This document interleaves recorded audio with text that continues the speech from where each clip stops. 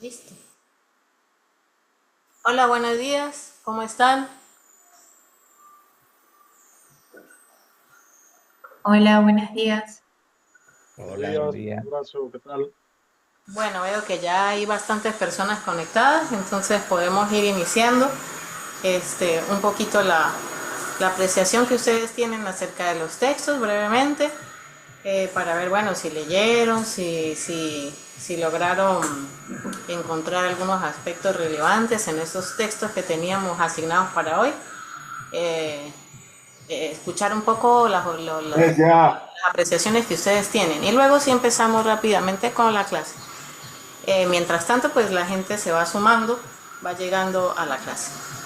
Bueno, entonces para el día de hoy vamos a trabajar con el tema relacionado con el canon literario y las problemáticas y tendencias que hay en torno a ese problema dentro de la teoría de la literatura. Teníamos asignados dos textos, el canon occidental de Harold Bloom, bueno, principalmente la primera parte porque pues las siguientes partes del libro él se dedica más a dar sus apreciaciones de por qué ciertos autores deben estar en el centro del canon. Y un texto de Susana Zanetti, una estudiosa de la literatura argentina, un texto del año 2000 que se llama Un canon necesario. Hay otros textos importantes que sería bueno analizar, pero son difíciles de encontrar. Y bueno, al que le interese me los pide, yo los puedo de repente escanear y se los paso, como por ejemplo este texto que está aquí, que es el de Iris Zavala, que se llama, es un artículo que aparece en una revista de la Casa de las Américas que se llama El Canon y la Escritura en América Latina. O otro texto que se llama El Canon Accidental. Claro, esto es como una especie de crítica al canon occidental. Se llama El Canon Accidental de Jos Landa, un teórico venezolano que tiene mucho tiempo en México, viviendo en México, pero él tiene este texto también bastante famoso dentro de la teoría y crítica literaria.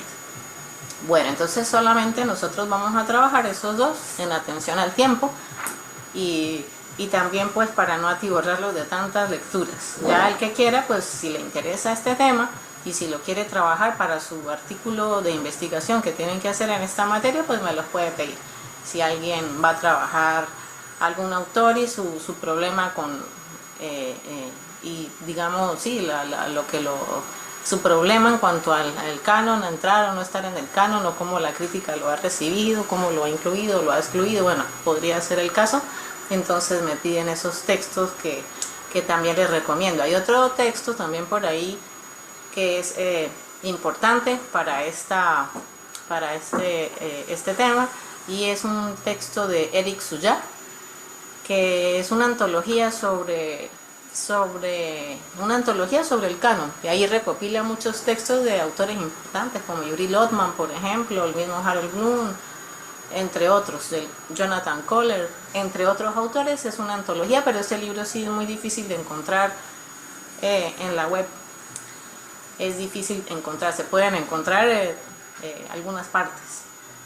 Bueno, entonces vamos a iniciar ahora sí, ya que hay más personas por aquí.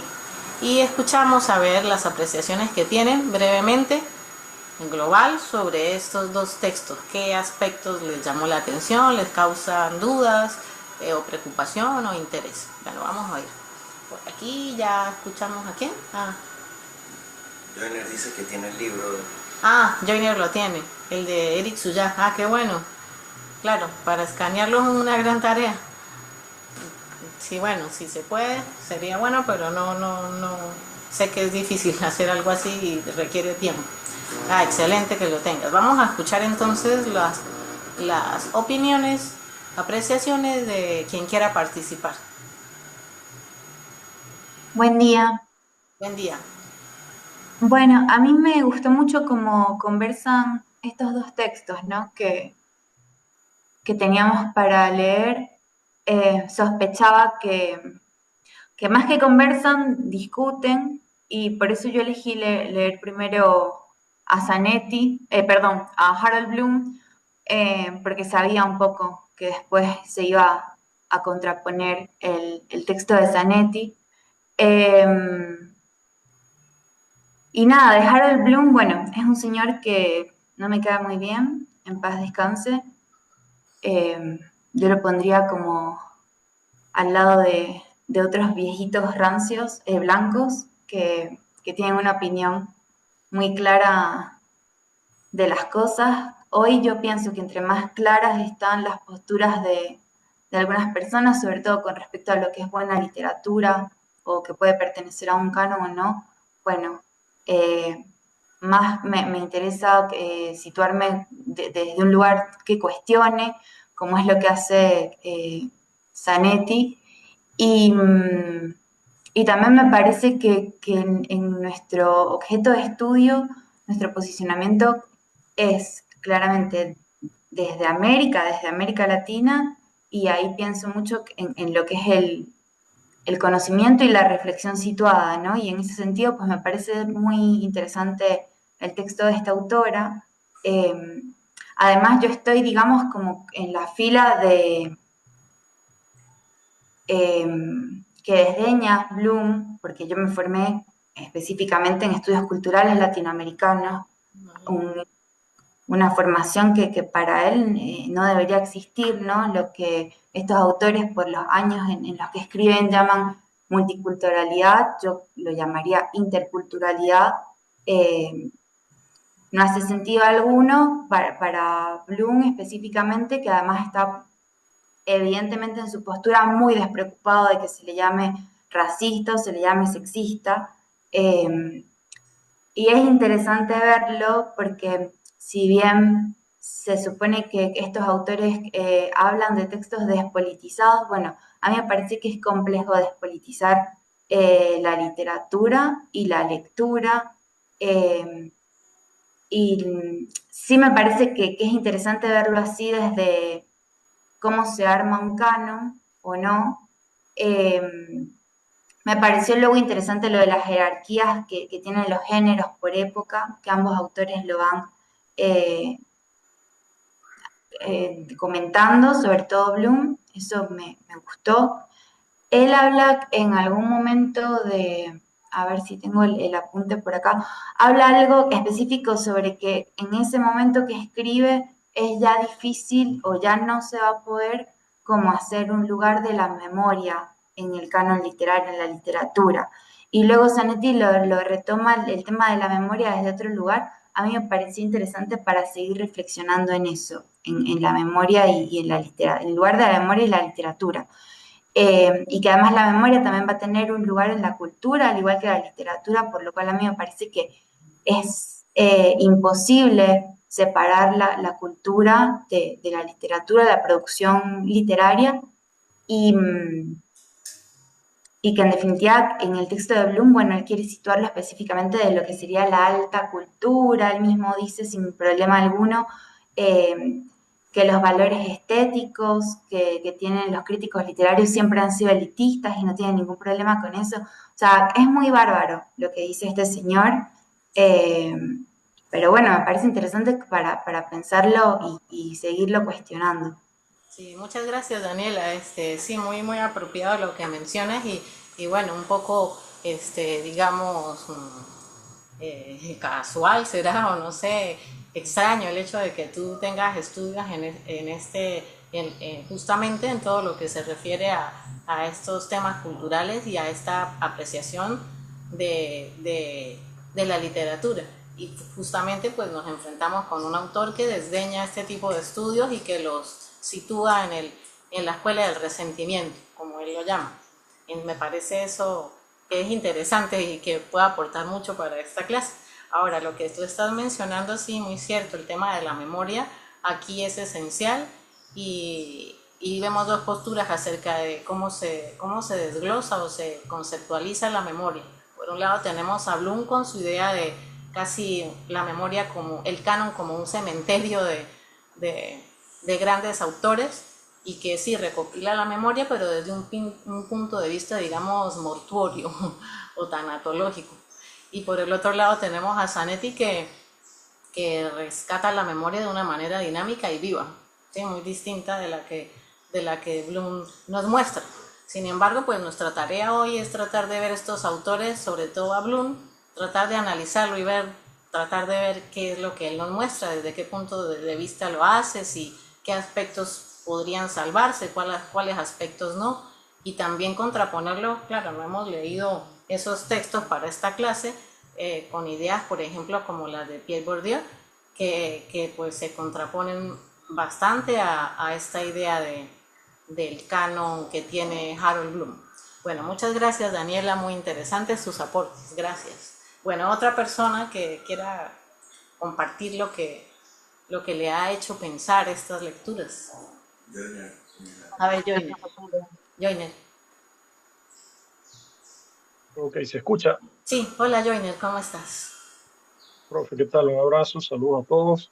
Y Gracias. bueno, sí, primero, por el orden de las lecturas, me gustaría comenzar por Harold Bloom, porque Zanetti dialoga hasta cierto punto con él. No dialoga únicamente con él, pero sí dialoga muchísimo con él.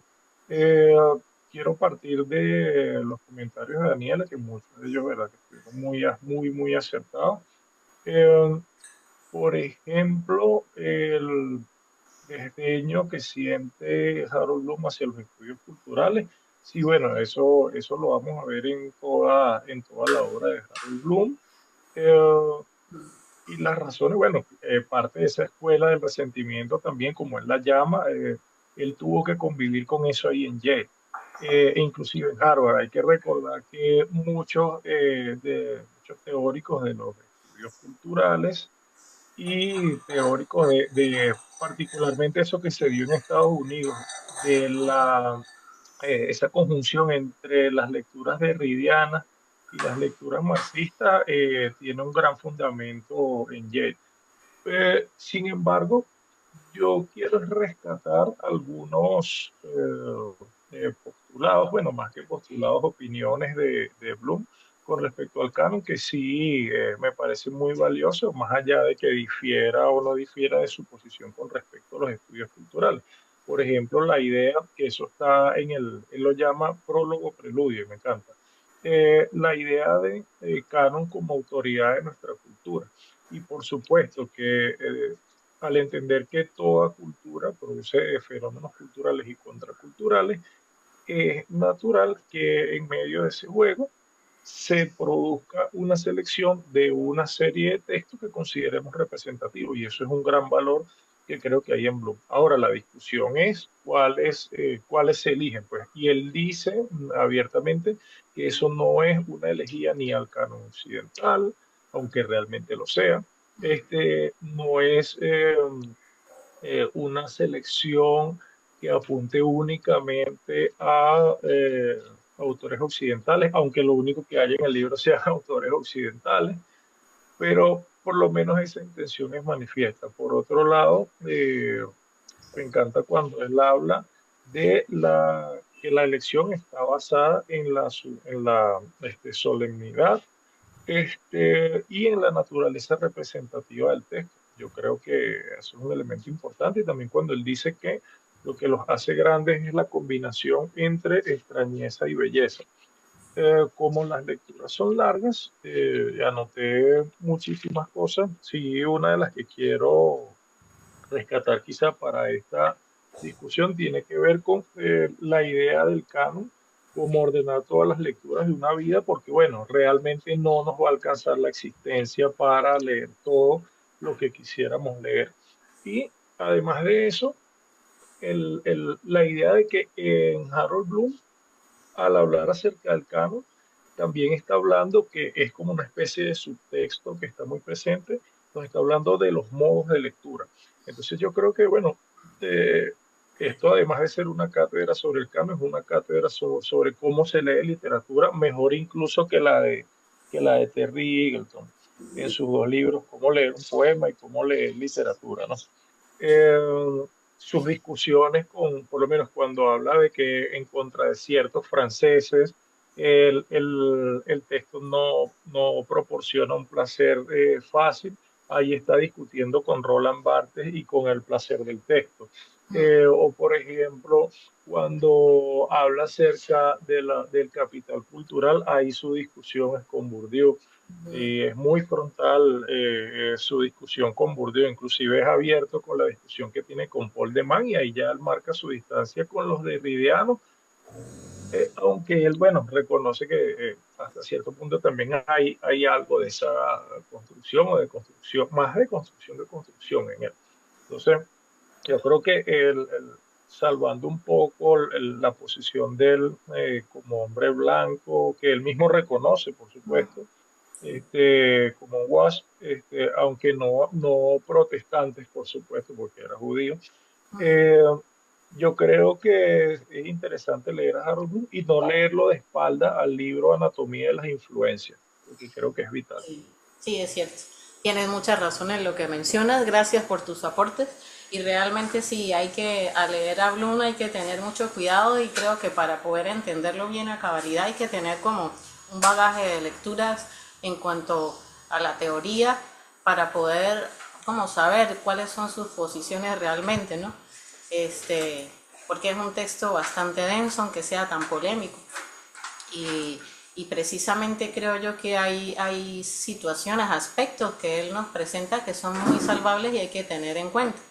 Precisamente Beatriz Sarlo pues es una de las que en América Latina ha querido también o ha tenido la preocupación que ha tenido Harold Bloom con respecto al hecho de volver al texto, de la lectura, si se quiere, estética y más apegada al texto. Claro, Bloom nos presenta conceptos que él no desarrolla propiamente en la obra, como por ejemplo el extrañamiento como una de las cualidades que debe tener un texto para ingresar al canon.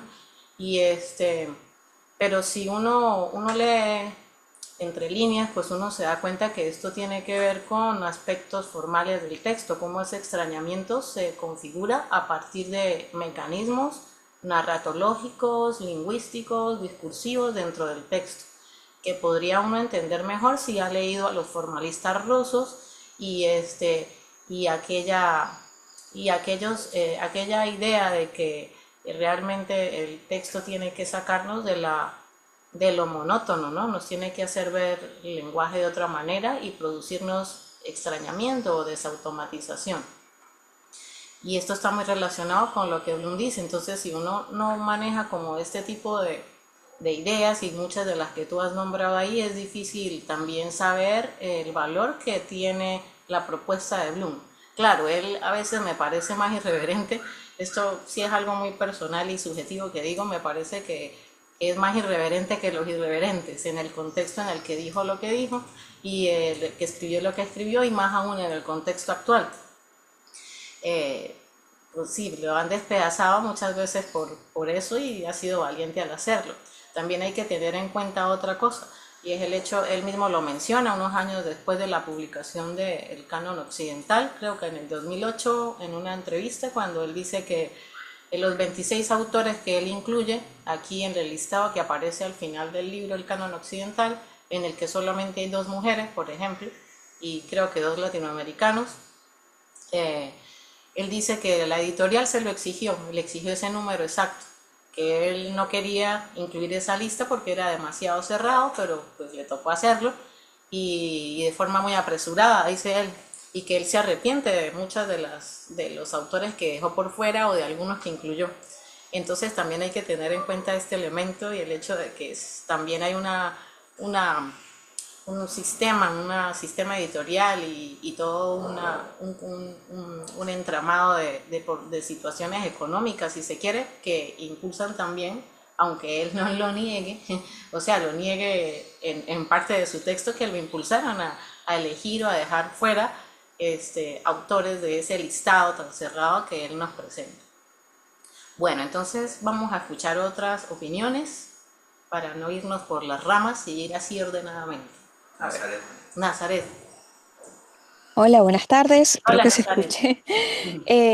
Bueno, yo debo confesar que tenía ganas de leer a Bloom porque, bueno, creo que está en las antípodas de lo que yo considero. Y cuando vi lo de la Escuela de Resentimiento, creo que lo amé mucho más, ¿no? Porque me pareció una persona muy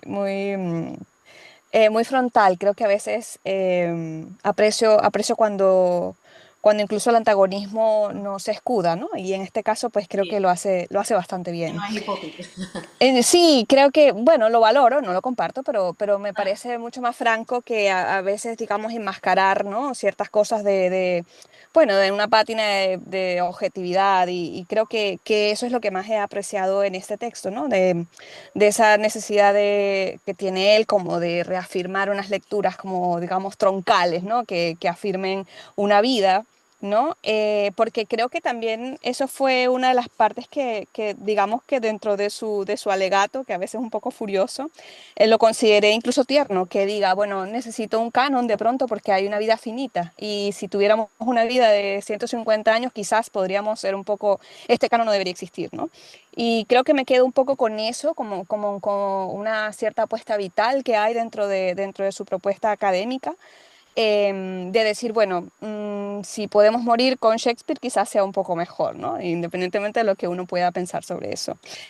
Por otra parte, creo que lo que rescato muchísimo, porque lo comparto, ¿no? En lo personal, es que primero hay un reconocimiento de que la lectura o el poder dedicar la vida académica también, aunque él diga que no tiene nada que ver con la clase, pues evidentemente tiene que ver con un Claro, robo, dice él, de los bienes públicos. Y en ese lado puedo sentir como que sí, que creo que lo niega en discurso, pero finalmente hay ciertas admisiones o ciertas licencias de lo que al final tiene que ocurrir para poder dedicar una vida a escribir. Habla de la clase obrera de manera bastante despectiva, diría yo, pero dentro de esa cosa despectiva que ocurre hay un reconocimiento de obviamente que son dinámicas sociales de las que uno no, de las que no se puede eludir si estás en el mundo que estás. Sin embargo, considero y rescato, acá tengo una de las citas que me gustó mucho, que el estudio de la literatura, por mucho que alguien lo dirija, no salvará a nadie y no más de lo que mejorará la sociedad. No siempre la lectura o la literatura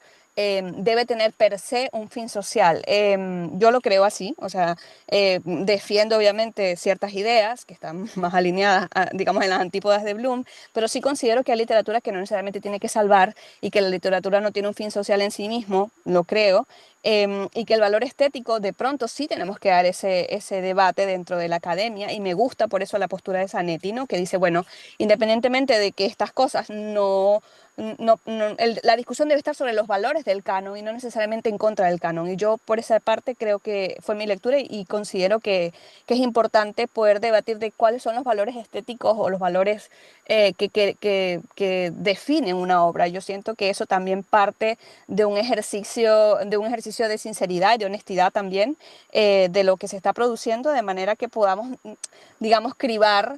eh, no sé si para castigar, pero sí por lo menos para tener cierta categorización que me parece que es bastante buena. De hecho, me pareció curioso que esto no tiene que ver, pero justo antes de empezar a leer esto, leí un libro que se llama Archipiélago de Mariana Enríquez, donde ella básicamente hace un ejercicio de canon, pero latinoamericano, ¿no? Yo creo que eso sí está allí pendiente, independientemente de que sea más allá, digamos, en las periferias, sí hay dentro de la literatura latinoamericana una búsqueda y me parece súper importante que puedan establecerse unos marcos sobre los cuales podamos bien moverlos o subvertirlos o en todo caso contraponerlos. sí, sí, muy bien. Gracias por tu Vale. aporte, muy interesante, la verdad. Ujú. Este, sí, es verdad aquello de que tiene que existir una especie de límite para poder romperlo, para poder transformarlo, para ampliarlo, porque pues somos humanos y necesitamos como cierto orden para poder acceder a lo que la cultura nos ofrece. Ahora, en América Latina, pues las características si se puede hablar de características de lo que somos, pues nos invita precisamente a esa cualidad, al hecho de tener cánones que son más movibles, más dinámicos, más vivos y no tan rígidos como podría presentarnos los Harold Bloom. Por otra parte, con respecto a lo que tú has mencionado de Bloom, que como él, por una parte, con el discurso pareciera negar una cosa y luego entre líneas uno sabe que lo afirma, eso es muy particular de ese texto y a veces gracioso también. A mí Harold Bloom me hace reír mucho cada vez que lo leo, porque sí, es muy frontal, pero también, bueno, a veces se pasa con respecto a cómo calificar a la gente de lo que él llama la escuela del resentimiento, pero nos hace reír porque pues nos presenta esto desde un punto de vista tan extremo, de repente, y por otro lado, pues también hay que leerlo bien porque aunque él parezca racista o parezca machista o tal, no creo que sea tanto así la cuestión si uno lo lee en profundidad. Simplemente él lo que quiere es apuntar a la búsqueda al reconocimiento de algo que se ha perdido en el camino, y es el hecho de tener en cuenta los valores estéticos e intrínsecos del texto, ¿sí? Claro, apartando todas aquellas cosas que él presenta así tan peyorativas acerca de los estudios culturales o de los estudios de los feministas, de los marxistas, las literaturas afrodescendientes, etcétera. Y ya bueno, él raya también en la ofensa muchas veces. Bueno, entonces vamos a seguir oyendo algunos comentarios, vamos a leer. Por aquí Ángel Torres dice, sí, ese criterio de finitud de la vida frente a la obra que se puede revisar es un argumento que en lo personal me hace pensar que delimitar el canon puede tener sentido, a pesar de que no siempre he estado muy de acuerdo con esa noción. Ajá, sí, eso es importante, lo de limitar, porque es cierto, la vida no alcanza para leer todo y tiene que haber algún listado para poder como tener opiniones de gente que se supone que sabe más, para uno poder no perder el tiempo leyendo cosas que de repente no tengan la misma densidad, digamos. Joyner por aquí dice, es que la estética viene de aestesis, sensación, percepción. Y lo que no siempre han notado los teóricos de los estudios culturales es que la indignación ante la injusticia es, entre muchas cosas, también un efecto estético que el escritor quiere lograr. Bueno, este comentario es muy interesante y sí, ciertamente, creo que es así. Pero pues sí, hay casos de casos, ¿no? También es cierto. Más adelante dice Nazaret, Bloom me recordó un meme de los Simpsons, el abuelo gritándole a las nubes. Está bien, si lo puedes encontrar y lo compartes sería bueno. Francisco dice, en los estudios literarios hay que rasgar la metáfora, llegar hasta el fondo, romper esa pared. Sí, bueno, precisamente tal vez al romper esa metáfora se llegue a lo que decía Joyner más arriba, ¿no? En estos comentarios. María Milagro dice, parece que Bloom es clasista, ¿no? Bueno, podría parecer, sin embargo, él ahí dice que él es hijo de un sastre, ¿no? Si mal no recuerdo. Entonces también se escuda en esto, pero sí, este es un tema complejo, esto de pensar si es clasista, racista o no. Hay que leerlo bien. Lo que sí es que él nos presenta ideas como aquella de que uno tiene que tener tiempo para poder dedicarse a leer y de estar amparado por una institución para poder hacer cierta crítica, o tiene que tener ciertas cualidades, si se quiere, económicas para disponer del tiempo de sentarse a leer. Entonces, sí hay un temita ahí que es importante, a pesar de que él quiere apartar toda la configuración del canon de la lucha de clases. Entonces, bueno, creo que hay ciertas contradicciones ahí que tenemos que pensar, creo que leer con detalle. Por otro lado, pues esa idea también me recuerda mucho a Virginia Woolf con el cuarto propio, en su ensayo El cuarto propio, en el que nos habla acerca de cómo la mujer, pues para poder tener un espacio en el que pudiera escribir y leer, necesitaba un cuarto propio.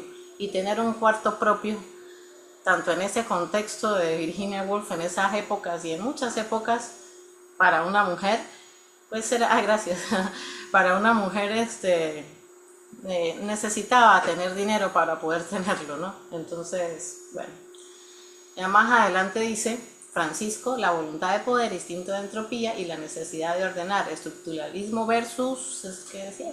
No, estructuralismo. Ay, perdón.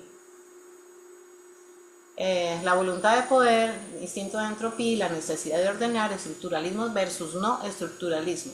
Ciertamente, lo sublime es accesible en las cuestiones literarias. Bueno, ahí tendríamos que un poco pensar en el lector y su modo de leer. Bueno, aquí tenemos el meme, muy interesante, me encanta, gracias. María Milagros dice, tal vez por sus expresiones, para él la lectura no es para todo el mundo. Sí, Joyner dice, atacarlo a él en vez de a sus argumentos es una falacia ad hominem, así es. Él no quiere que la literatura se convierta en politiquería, pero está consciente de las connotaciones políticas de muchos textos literarios. Sí, tal cual. Y que es lo que se ha caído también muchas veces, ¿no? En esa falacia a la hora de criticar a Bloom. Y que pues también, como decía Joner, por ahí hay que leer otros textos de Bloom para poder entender bien del canon occidental. Bueno, muchas gracias por los comentarios, muy interesantes. Falta uno. Nazaret. Ah, Nazaret. Ah, Quisiera decirle una cosita, ajá. Bien, Daniel. que no sé cómo levantar la mano. Daniela. No, es María. Ah, María. Adelante, María. María. Ah, perdón. No, leyendo a Bloom, se me vino a la mente nuestra situación, cómo están ahorita las cosas, qué es lo que se lee, sobre qué es lo que se discute, por esta división ideológica que hay en el país de hace algún tiempo. Incluso, y lo he vivido en carne propia, o sea, ¿quiénes son? Yo escribo poesía y entonces, eh, ¿quiénes son los poetas que ahorita llaman para todas partes y a quienes dejan de llamar, ¿no? Si a ti no te ven como pegado a un grupo, yo en la zona donde vivo, yo no tengo ninguna, digamos, yo estoy como en el medio, ¿no? Y entonces, porque no sé si es una mala postura la mía, bueno, no lo sé, pero me parece que uno no debe mezclar el arte con ciertas cosas. Aunque el hombre tiene que en algún momento de la vida asumir una posición, una postura, pero yo siempre, desde que empecé a hacer teatro, que también hace teatro hace varias décadas atrás, y empecé con la escritura, nunca he querido meterme en ciertas cuestiones. Entonces, ahí yo acudo a grupos donde leemos y todo, pero yo veo que siempre cuando invitan para algún sitio a leer, muchas veces yo me quedo afuera, porque no ando escribiendo sobre, por ejemplo, cosas sobre Palestina, y me perdonan, es una situación que me afecta, porque yo desciendo de personas de por esos lados. Entre mis ancestros hay gente de Oriente, pero tendría que escribir también sobre otros temas. Y me estoy saliendo un poco, pero es lo que noto también a nivel de escritura. ¿Quiénes son los escritores que están ahorita en el tapete? Sí. Bueno, Los que están, sí, los que están de cierto lado. claro. O de un sector, digamos que del oeste para acá, unos, y del este para allá, otros. Entiendo. No sé, no debería ser. Claro. Bueno, María Milagros, no, eso que has dicho es muy, muy válido y muy importante porque pues tú estás desde el punto de vista del creador, ¿no? Y del escritor. Y también hay que tener en cuenta esto, lo hablaremos ahorita también en esta clase, el hecho de cómo la comunidad de escritores es uno de los factores más importantes a la hora de crear un canon. Porque los escritores muchas veces se cobran y se dan el vuelto entre ellos. No siempre, pero la mayoría de veces sí. Entonces, si uno observa quiénes han incluido al canon a grandes escritores, muchas veces los mismos escritores, no solamente a través de críticas o de inclusión en grupos o lo que sea, sino también a través de la intertextualidad que aparece en sus obras de esos autores, por ejemplo. Ahora, en tu caso, bueno, no tener una posición también es una posición, no hay que satanizar nada de eso. Pero sí es interesante ver que hay como ciertas dinámicas dentro de los círculos de escritores que los expulsan también y los incluyen. ¿Qué dinámicas son? No sabríamos a ciencia cierta, tendríamos que hacer una investigación para saber qué dinámicas se generan dentro de los mismos grupos de escritores. Porque bueno, ahí participan ideologías también, intereses económicos, intereses sociales, amiguismos, influencias, bueno, y pare usted de contar. Y en el tema político igual, uno puede observar, por ejemplo, cuando hay, ¿cómo se llama? Estos encuentros de escritores que son auspiciados por el gobierno venezolano, pues siempre van a invitar a los mismos. ¿Y qué pasa con el resto, no? ¿Por qué los incluyen a ellos y por qué no? Hay un canon que es más avalado por el poder que está en el momento institucionalizado, y hay otro canon afuera. Bueno, eso hay que pensarlo, pero el tiempo, siempre, el canon como siempre, como tal vez lo vamos a interpretar acá, es como una especie de ser viviente, dinámico, que se va regenerando, transformando y que se va modificando con el tiempo, ¿no? Entonces muchas veces hay que verlo con esa perspectiva. El mismo canon pasado se puede modificar, el del presente se está generando, y en el futuro pues se incluirán cuestiones que hoy presentes tal vez no son tomadas en cuenta, o que en el futuro no lo fueron, o que sí. Bueno, esa es una cuestión compleja. Bueno, entonces por aquí vamos a ver los últimos comentarios para iniciar. Dice Nazaret: yo hice trampa y leí la parte de Woolf antes que a Shakespeare. Hay cosas discutibles y condenables, digo, pero es un texto bastante elogioso sobre la prosa de ella. Me encantó que compare a su Orlando con el Quijote, claro, porque es que, bueno, en atención a esta importancia que le da el autor a ella, ¿no? A Virginia Woolf, es el hecho de que pues él propiamente no es que esté en contra del, no es que esté en contra de la escritura femenina, no es esa la cuestión, o de escritura hecha por mujeres, sino que él apunta más bien no a darle tanta importancia al hecho de que alguien sea mujer, o que sea negro, o que sea un obrero, que eso no es lo importante es lo que se manifiesta dentro del texto para él, ¿no?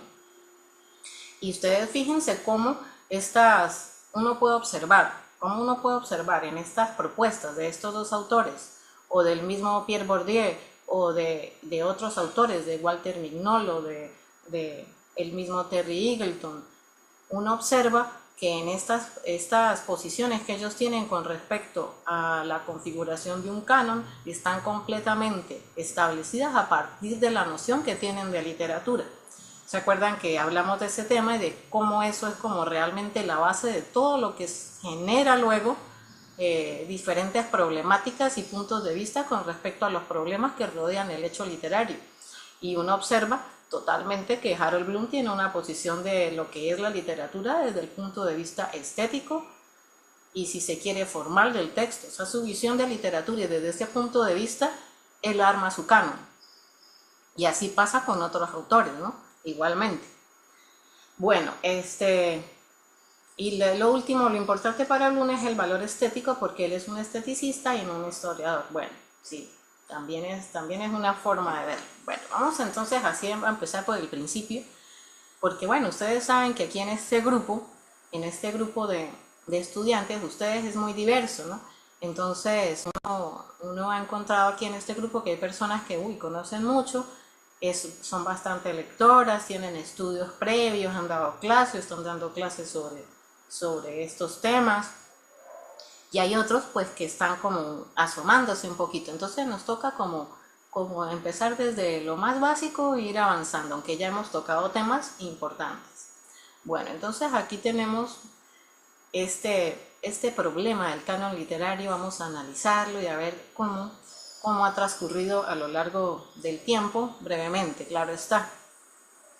Bueno, entonces trataremos de ver su anatomía, cómo está configurado el agón, que es la lucha que hay, la lucha en la arena ideológica, podríamos decirlo, y las fronteras de la literatura occidental. Bueno, entonces empecemos. Vamos a empezar por el principio.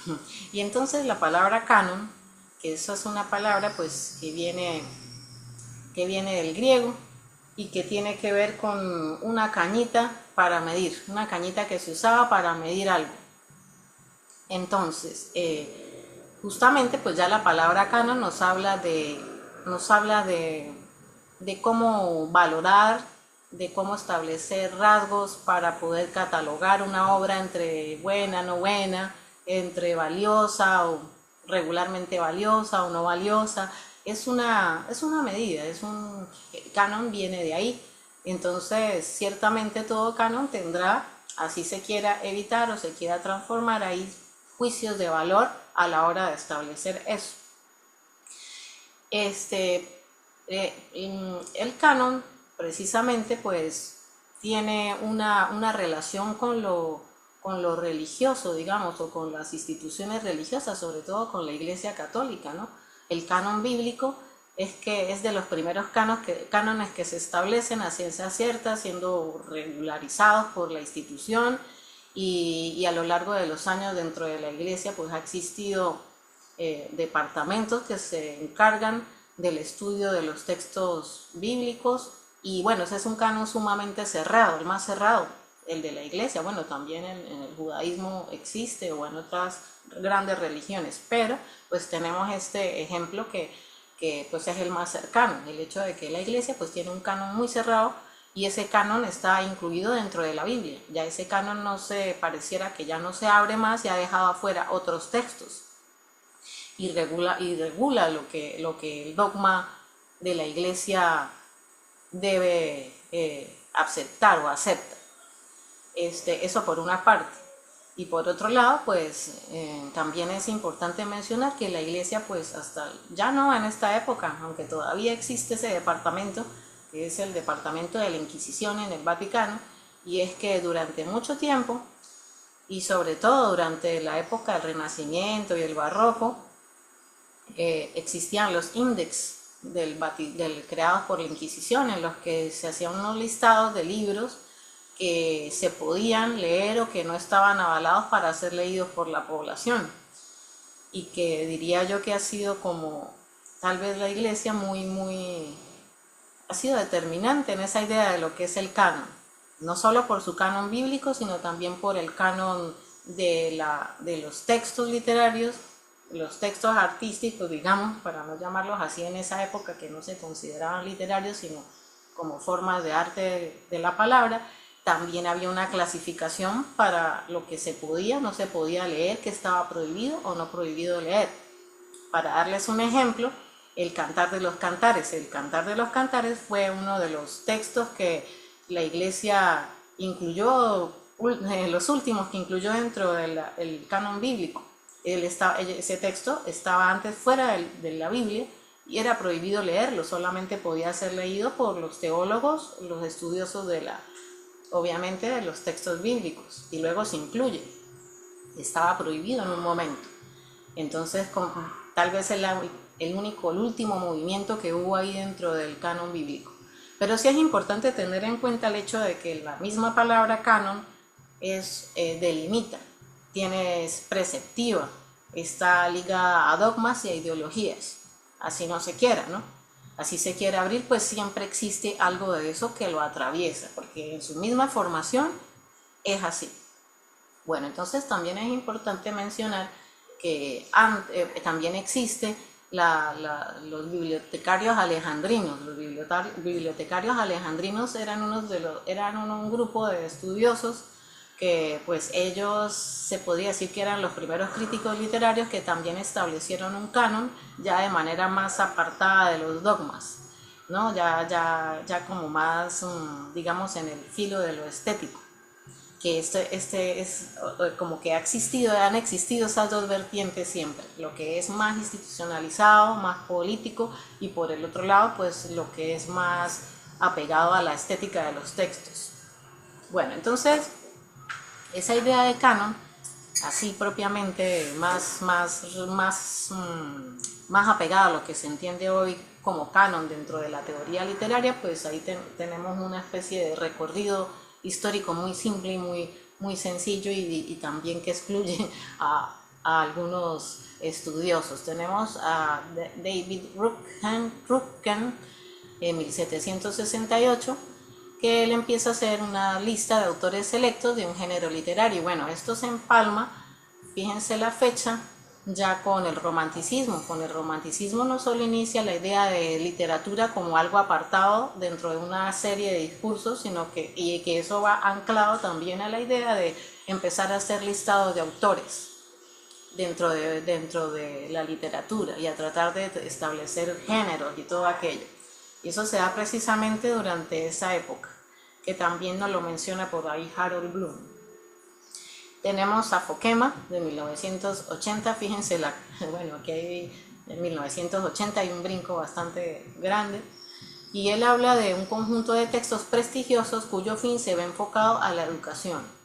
Bueno, esta es una postura con respecto a la idea de canon como un listado que debe ser preservado para que las generaciones presentes y futuras puedan acceder a textos que tienen unas cualidades específicas que son prestigiosos, ¿sí? Fíjense la palabra prestigioso, unas cualidades específicas que una comunidad específica le ha otorgado a una serie de textos y que por tanto cree que deben ser valiosos o deben ser inculcados o transmitidos a las generaciones nuevas por alguna razón. Y bueno, esto es importante tenerlo en cuenta porque pues sí, hay que tener un orden porque pues, las generaciones necesitan conocer acerca de su pasado y también entender el hecho de que estos libros que se incluyen en el canon, así respondan a ideologías, también ellos nos muestran el pulso de los tiempos anteriores, ¿no? Nos muestran, o son un reflejo de esas sociedades y de los, digamos, de los tópicos ideológicos que las atraviesan, a sabiendas también de que hay algo que queda afuera, ese vacío. Entonces, esos vacíos que han quedado, pues muchas veces los críticos son los que intentan encontrar en esos vacíos qué es lo que ha quedado por fuera de esos lupas que miran la cultura en un momento dado de la historia, teniendo en cuenta que esas lupas son los textos literarios que han quedado en la memoria colectiva por distintas razones. Bueno, tenemos por otro lado a Eric Suya en 1998, que también una lista o elenco de obras consideradas valiosas y dignas por ello de ser estudiadas y comentadas. También pues él habla pues apuesta por el canon, ¿no? Una lista habla del canon como lista o elenco de obras otra vez consideradas valiosas y dignas. ¿Qué es ser valioso y qué es ser digno? Bueno, eso es tema de conversación. Tenemos a Walter Mignolo, fíjense la época, ¿no? Donde empiezan los estudios sobre el canon a ser más violentos, digámoslo, a partir de 1980. Walter Mignolo, 1998, esto es posterior a la publicación del libro de Harold Bloom, que es de 1995. Entonces, él habla del canon como una necesidad de las comunidades para estabilizar su pasado, adaptarse al presente y proyectarse al futuro. Entonces, claro, él lo ve desde el punto de vista más materialista, podríamos decirlo.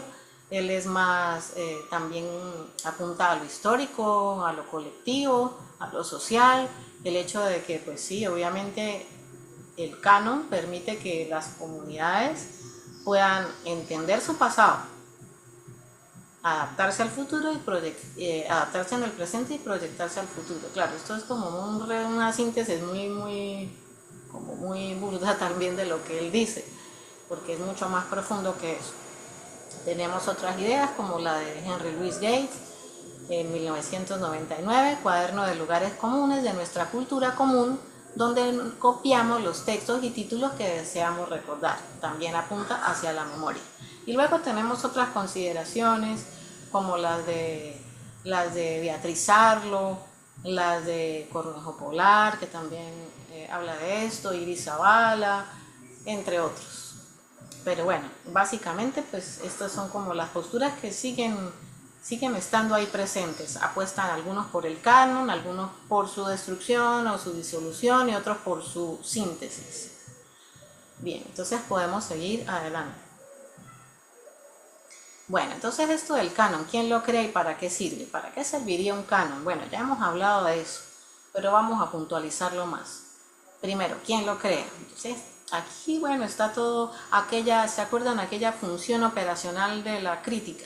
Bueno, aquí estaría como presente esa función de la crítica en la creación del canon. Los críticos tienen que ver muchísimo con la creación del canon, teniendo en cuenta pues que dentro de estos críticos literarios hay también diversas clases de críticos literarios y también entrarían ahí a participar los escritores dentro de la crítica, porque hay muchos escritores que también son críticos literarios.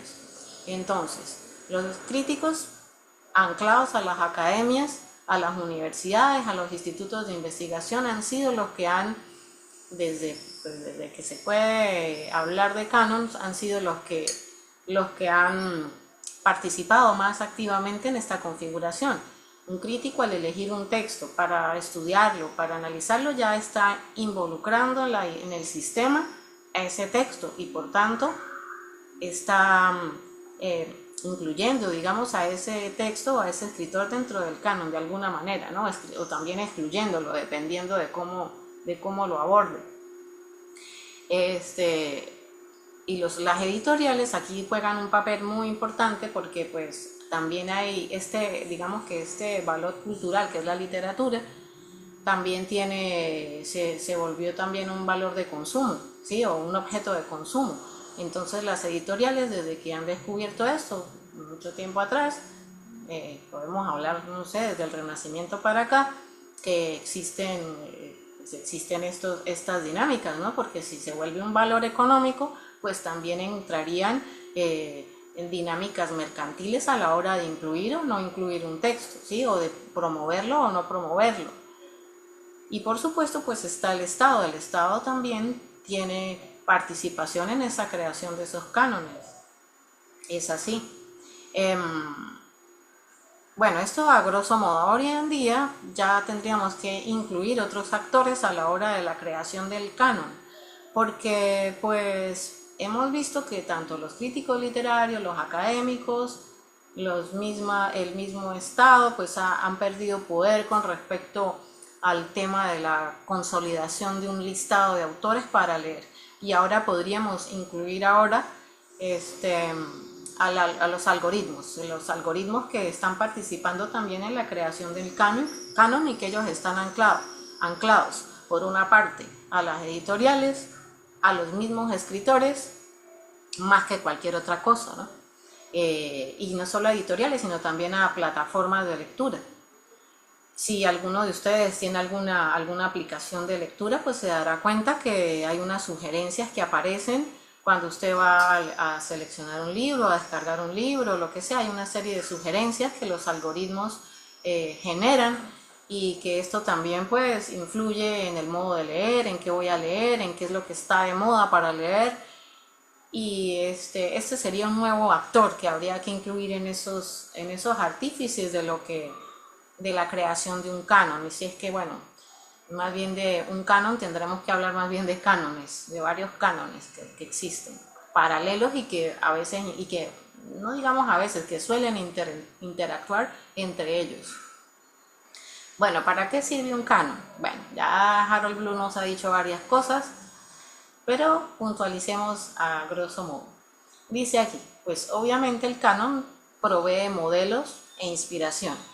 En el canon tenemos los textos modélicos, ¿sí? Textos que han sido considerados que tienen elementos muy resaltantes y que han sido protagonistas en su tiempo, bueno, o en tiempos posteriores, y que se observan como modelos.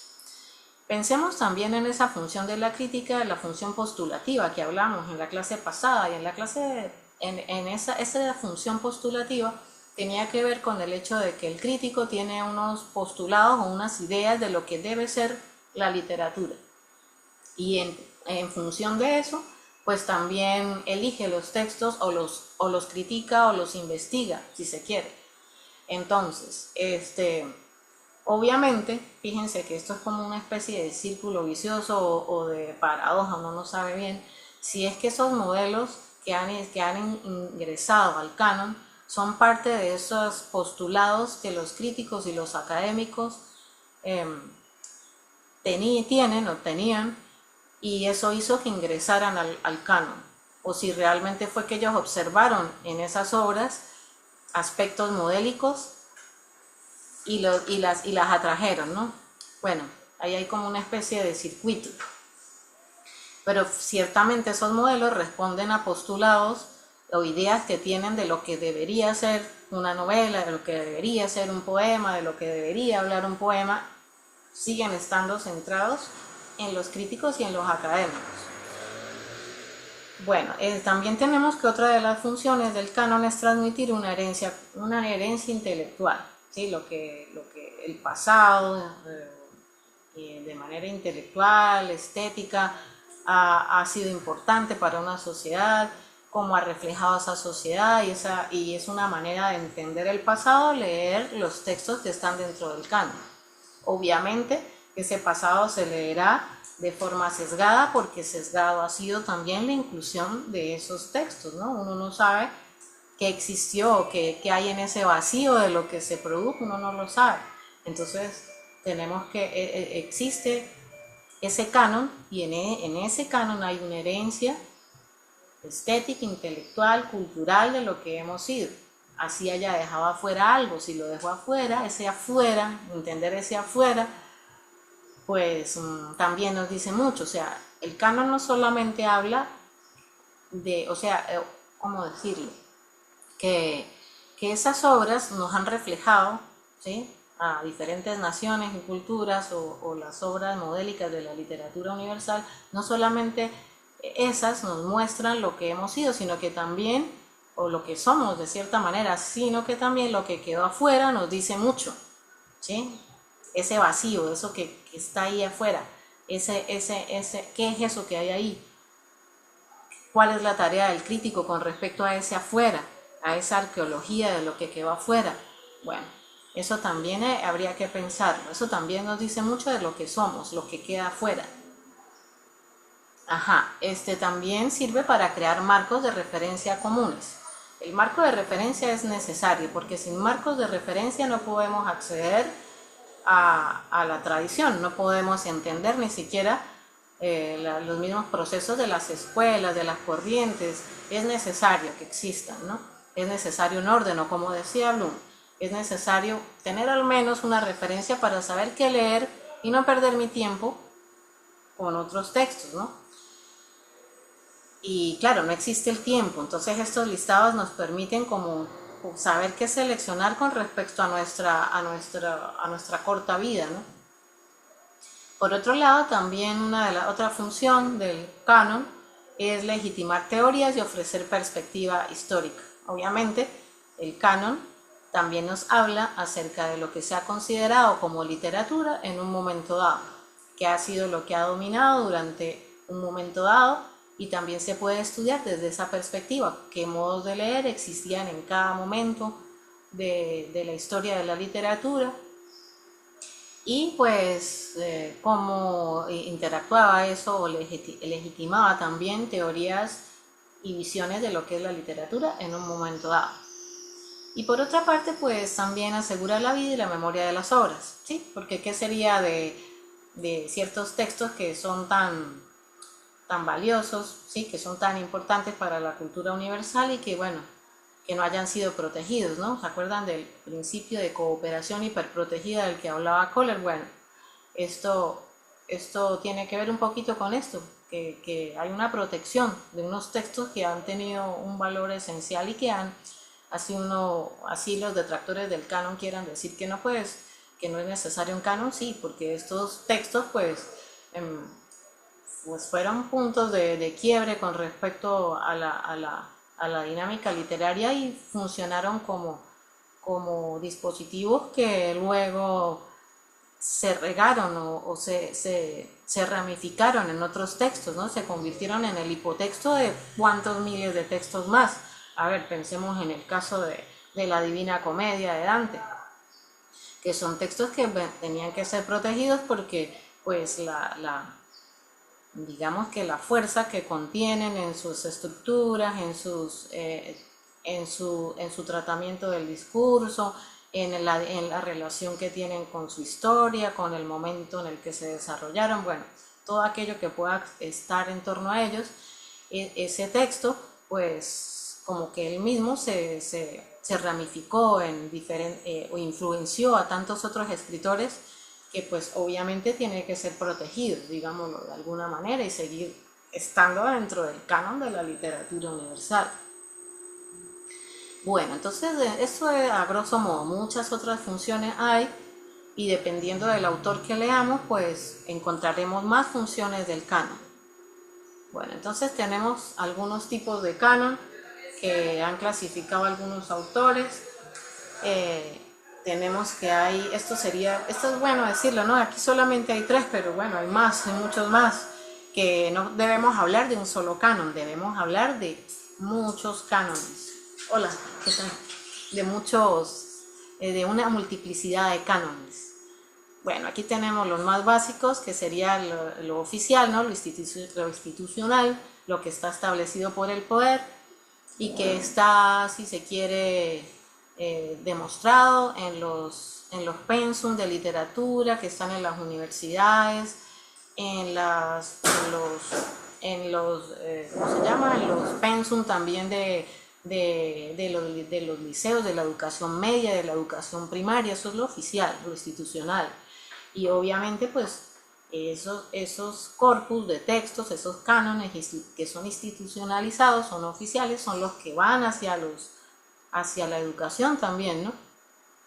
Van hacia esa herencia de lo que se quiere que las generaciones lean, a juro, que sepan que existe. Claro, esto tiene que ver con las ideologías que se mueven, con lo que el poder está manejando.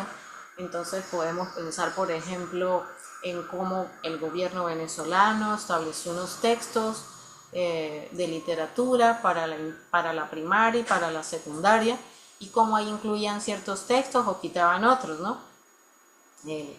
¿Cómo se llamaban? No recuerdo. El texto de primaria, había un texto de primaria que era solamente una selección de textos para los niños, ¿no? ¿Cómo se llamaban? Ay, no recuerdo ahorita el nombre de los libros, pero estos libros incluían una selección que era hecha por personas encargadas, escritores, críticos literarios que estaban más cercanos al gobierno, y ellos eran los que seleccionaban estos textos. Entonces, qué bueno. Por aquí hay unos comentarios. Bueno, eso quería decir con respecto a ese tipo de canon. Vamos a leer los comentarios que son muy interesantes. Bueno, dice por aquí, a ver, ¿dónde íbamos? Por allá alguien dice, me quedo con la definición de Walter Mignolo. Bueno, Walter Mignolo sí tiene una perspectiva bastante interesante acerca del canon, que apunta un poco más a la ilusión del canon más que cualquier cosa. Bueno, María Milagros dice, esto me recuerda el nombre de la rosa de Humberto Eco, aquel libro prohibido que tantas muertes causó en un monasterio. Sí, ciertamente, eso me imagino que lo decías con respecto a lo del canon bíblico. Sí, esa película es increíble, el libro también. Entonces, sí, ahí hay una cuestión acerca de cómo eliminaron, cómo prohibían la segunda parte de la poética de Aristóteles, que era sobre la comedia, y estaba prohibida, escondida en una biblioteca, y entonces el libro tiene ahí algo específico que estaba tan prohibido que, bueno, no les cuento porque si no les hago spoiler de la película. Léanlo. Por otro lado tenemos, Joyner dice, eso iba a comentar, los influencers están participando en la formación del canon, así es. Y de influencers hay influencers, ¿no? Hay de todo, hay desde personas de 15 años que están haciendo crítica literaria en adelante, hay gente relacionada con la academia, hay gente que no está relacionada con la academia, hay gente... Me tiene asombrada, por ejemplo, pues está de moda los estoicos desde hace un tiempo, Sí. y que no paran de hablar de eso, yo no entiendo. Sí, Y total. orgullo y prejuicio también veo que lo están, Sí. incluso aquí, en San Sí, Cristóbal, la gente... por supuesto. Y ahorita, bueno, Cumbres Borrascosas también. Pero todo esto es una dinámica que es muy interesante de analizar. Yo creo que eso es tela para cortar en el campo de la investigación literaria, eso de la participación de los influencers en el desarrollo de los cánones, y es muy, muy interesante. Ahorita pues sí, fíjense cómo yo tengo contacto con gente adolescente dando clases, y me asombra muchísimo ver cómo hay estudiantes de 16 o 17 años que ahorita están leyendo Cumbres Borrascosas o Orgullo y Prejuicio o leyendo textos de Marco Aurelio, así sea a pedacitos, pero lo están haciendo. Y es muy, muy particular esa dinámica. ¿Será que, y claro, y cómo lo hacen, desde qué punto de vista lo leen también? Pero sí hay una fuerza dentro de las redes sociales que es poderosísima y que está dándole la vuelta a todo esto. Claro, esta gente, fíjense que ahí la única que lo anuncia ya es, pues claro, por la época, es Susana Zanetti en el texto, porque ese texto es del año 2000. Pero no se imaginaba lo que ha pasado en 25 años. Bueno, por aquí dice otra persona, Joyner dice también, con sus listas de libros que no puedes dejar de leer. Ah, sí, por supuesto. Y eso de todo, ¿no? Desde la autoayuda, la literatura, bueno, cualquier género. Ajá. Lo mismo pasa con las películas, dice el Vanelis, total. Francisco también apunta, jajaja, pues sí, sacadas de los LLM porque pocos son los que realmente los leen. Tecnovitalismo en estado puro, sí, eso también es otro fenómeno. Muchos hablan de ellos, pero pocos los leen. Pero creo que eso no es tanto de ahora, porque fíjense ustedes el tema de los clásicos de la literatura. Yo diría que una manera de definir un clásico sería un libro que todo el mundo sabe que existe, pero que nadie lee. Eso más bien sería como una definición de clásico hoy en día, y también está pasando con otros textos que están ahí, ¿no? Que la gente habla, no sé, un libro que esté muy de moda y que la gente comente. No sé, el Club de las 5 de la mañana. A ver, sí, todo el mundo lo comenta por ahí en las redes de autoayuda y de los que están por la línea de los estoicos y todo aquello, pero realmente quienes lo leen totalmente. Bueno, por aquí a veces también dice Joyner Parra, es cierto, a veces ni han leído los libros ni visto las películas, totalmente. Es gracioso, pero esto nos dice mucho de nuestra cultura actual.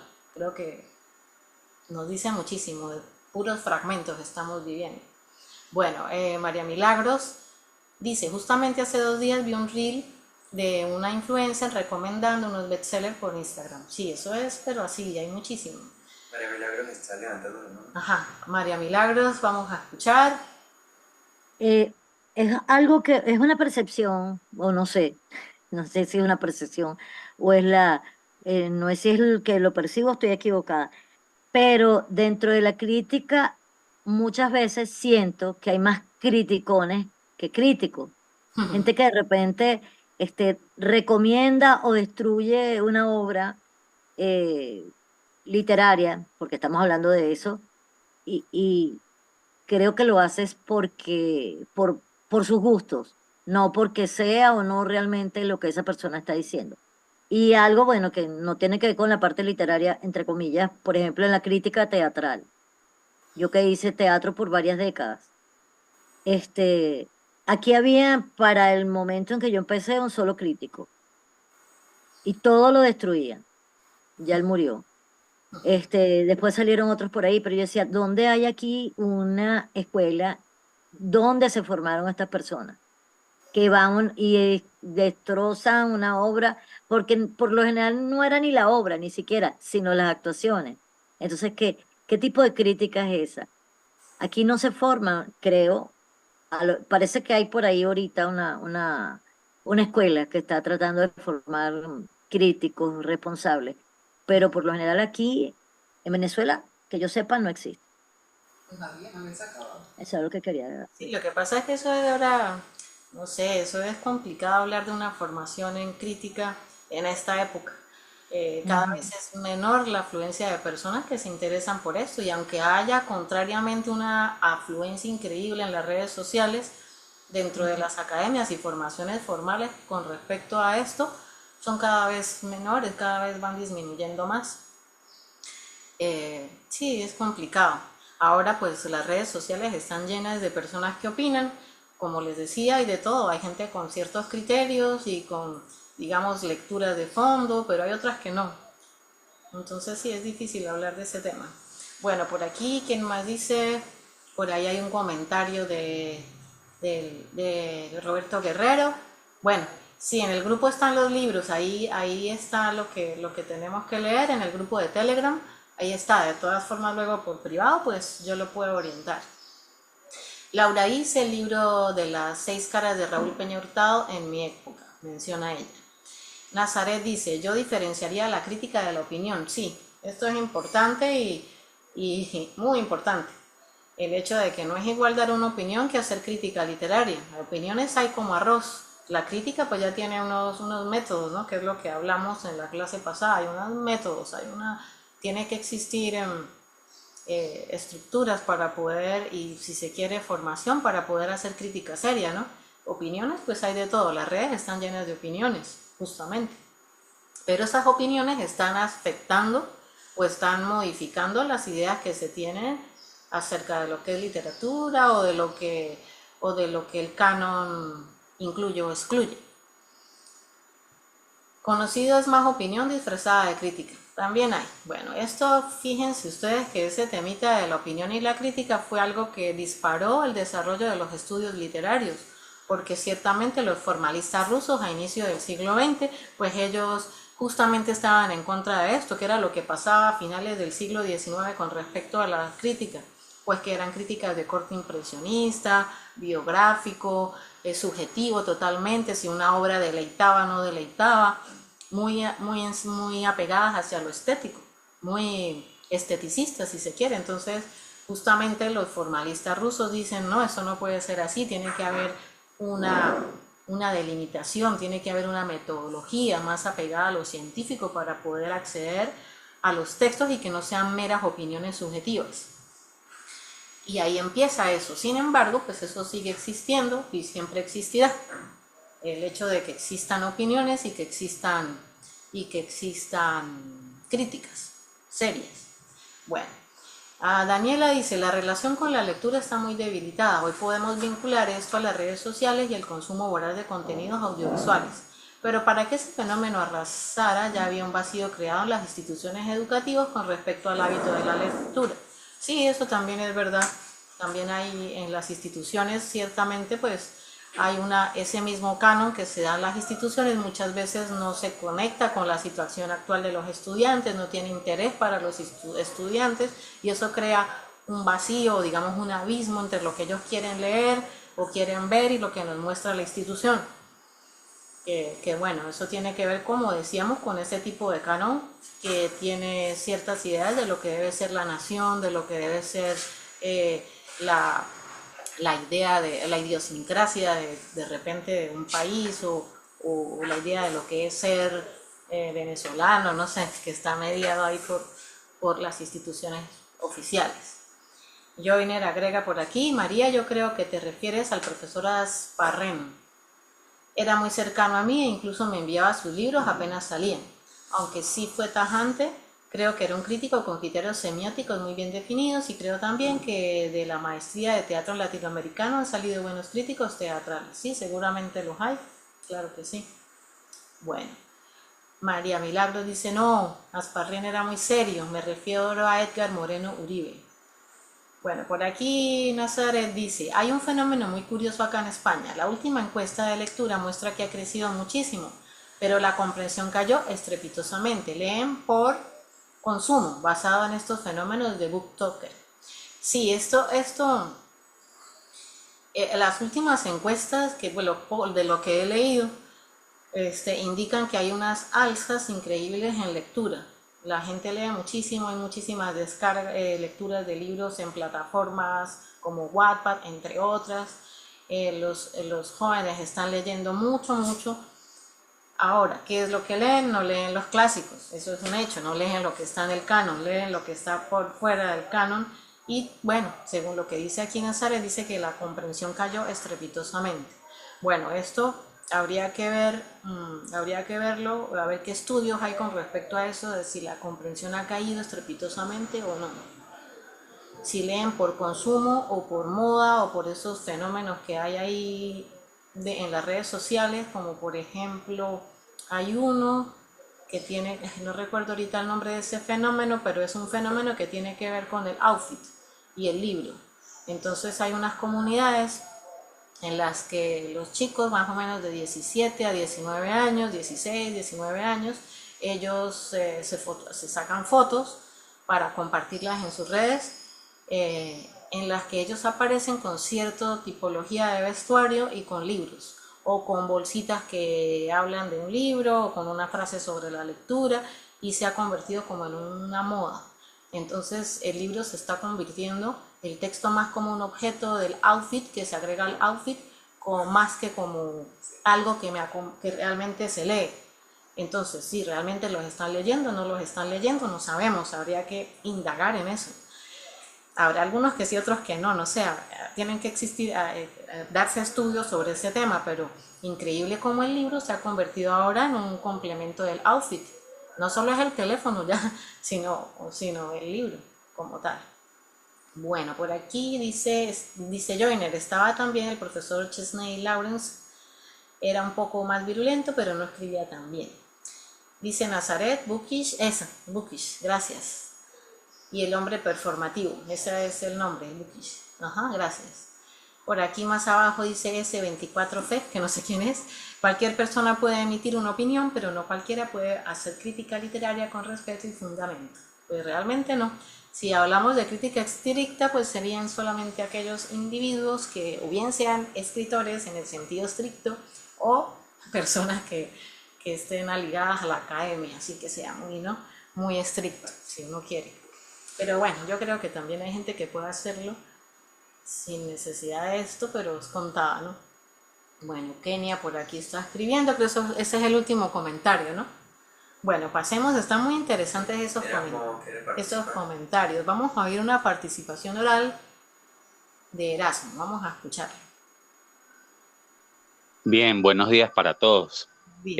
Bueno, profe, yo les quería comentar algo que me sucedió bastante interesante, ¿no? Ustedes saben que me llamó la atención que una estudiante de cuarto año llevó para clase un libro de Johanna Marcuse, Etéreo, para ser específico, ¿sí? Entonces yo comienzo a leer y tal, y entonces yo hablo con ese estudiante y ella me dice que le agrada o que le atrae el carácter de protagonista, que es el chico, como quien dice, chico malo, pues, por decirlo así. Entonces él es uno de los protagonistas allí de la novela, entonces él tiene como que, él es un tipo como una especie de mafioso que se encarga de cobrar, de tal, a los que ven, pero entonces tiene como un trasfondo mítico o sea, la novela.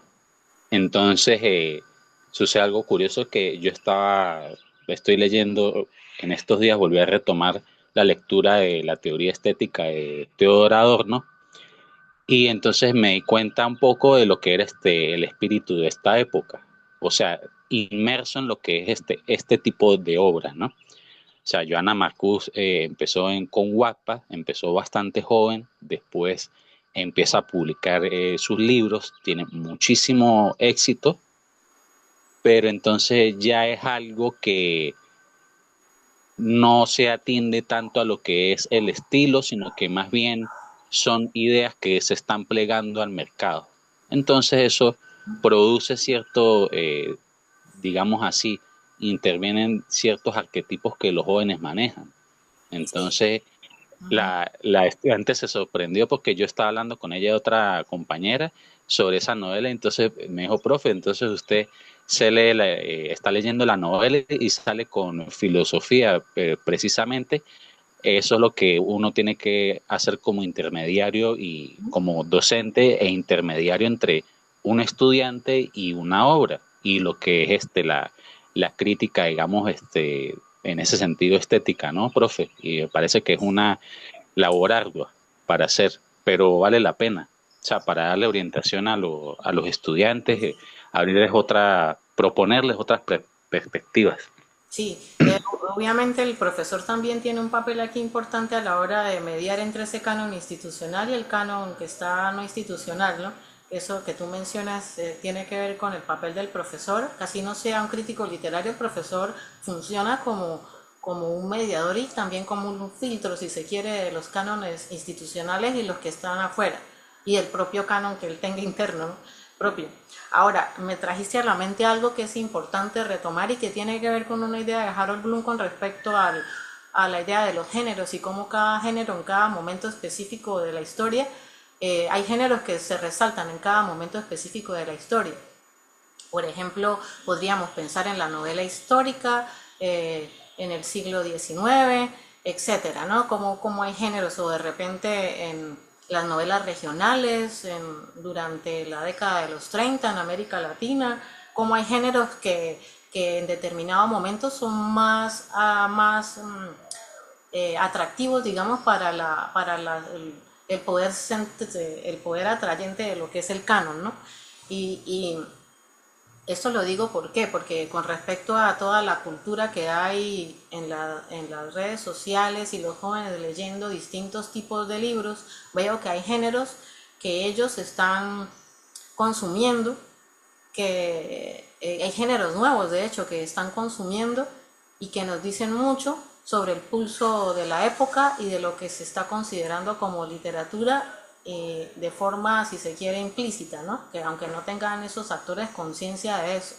Por ejemplo, está un género que se llama el dark romance, se llama así, y es un género que pertenece como a esa cultura digital, a las diferentes plataformas donde se descargan, y también hay muchas ya públicas y las editoriales ya lo han tenido en la mira desde algunos años y aparecen publicados en físico, y son estos libros que también forman parte de los outfits, también no solamente libros clásicos, sino también este tipo de género. Entonces son novelas, para que más o menos me entiendan y para que analicen también lo que eso puede implicar, que son novelas escritas para adolescentes que tienen un tema, obviamente de romance, ¿no? de parejas, pero el dark romance tiene que ver con, a ver, para decirlo así que no suene tan crudo, son amores tóxicos, digámoslo de alguna manera, son amores tóxicos en los que hay también entran y participan cuestiones de poder, sadomasoquismo, bondage, relaciones incestuosas o tabúes, pero están todas atravesadas por el romance, o sea, por el amor, ¿no? El amor entre comillas, pero están todos estos elementos, ¿no? Está el chico malo que consume drogas y que golpea a la chica y la chica está enamorada de él, pueden ser relaciones homosexuales, bisexuales, heterosexuales, hay de mucho tipo.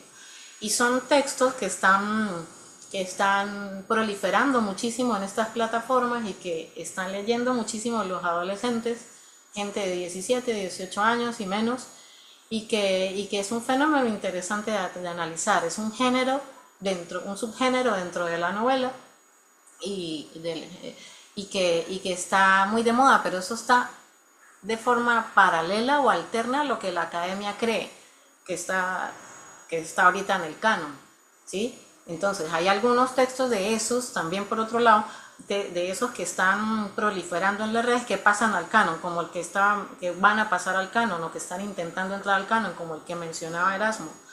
Hay otros que están por fuera, pero que las editoriales ya los captaron porque hay mucho movimiento económico a través de eso, y que están ahí paralelamente dentro de lo que las academias todavía tienen como en mente, digamos, que tienen como tanteado en lo que se está creando ahora.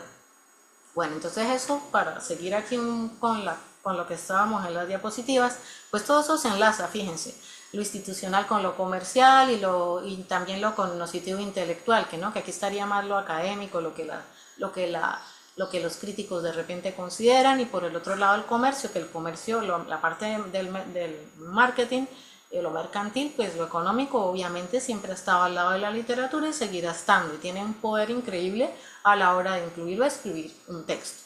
Bueno, podemos pasar a la siguiente. Bueno, entonces aquí factores, esto lo pasaré rápido porque creo que ya lo hemos dicho. ¿Me puedes decir la hora? Que es que tengo el teléfono guardado. Son las 9:56. O sea, ya se va a acabar. Ajá. Factores que influyen en su formación. Tenemos factores estéticos, obviamente, valores intrínsecos a él, la originalidad, el placer intelectual, el extrañamiento de la obra. Esto está muy ligado a Harold Bloom, o por ejemplo a Oscar Wilde. Oscar Wilde era un esteticista por completo y muy apegado Harold Bloom muy apegado a lo que decía también el mismo Oscar Wilde, que también ejerció su papel como crítico. Tenemos factores de tipo pedagógico, factores sociohistóricos y por supuesto también hay factores de tipo religioso o de tipo, digamos, espiritual, como podemos verlo hoy en día también. Bueno, aquí siguen las posiciones teóricas frente al canon. Entonces tenemos una tradición clásica, que aquí tendríamos obviamente a Harold Bloom. Tenemos una tradición, si se quiere, de tipo semiótico y de polisistemas, que aquí podríamos también incluir, si se quiere, a Walter Mignolo.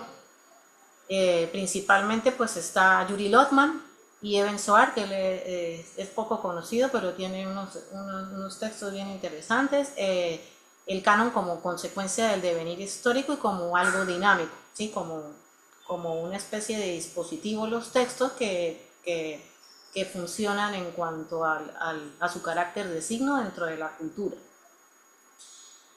Tenemos por otro lado la crítica social, que es un enfoque ya de tipo ideológico, ¿no? que son en la que se solicitan o se abren nuevos cánones o se solicita la apertura del canon.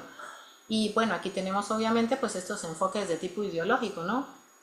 Y que denuncian la exclusión histórica y busca representar minorías plurales. Y claro, esto tiene su razón de ser porque es cierto, cuántas producciones que quedan afuera porque no pertenecen a las academias o porque no están cerca de los círculos de poder o porque de repente son tradiciones orales o porque son escritas por ciertos grupos que no comparten los mismos valores estéticos que han dominado. Que este es el tema, yo creo aquí que es más controversial o digamos más profundo, ¿no? ¿Qué es realmente el valor estético de algo? ¿Qué hace que una obra sea realmente considerada una obra de arte o no?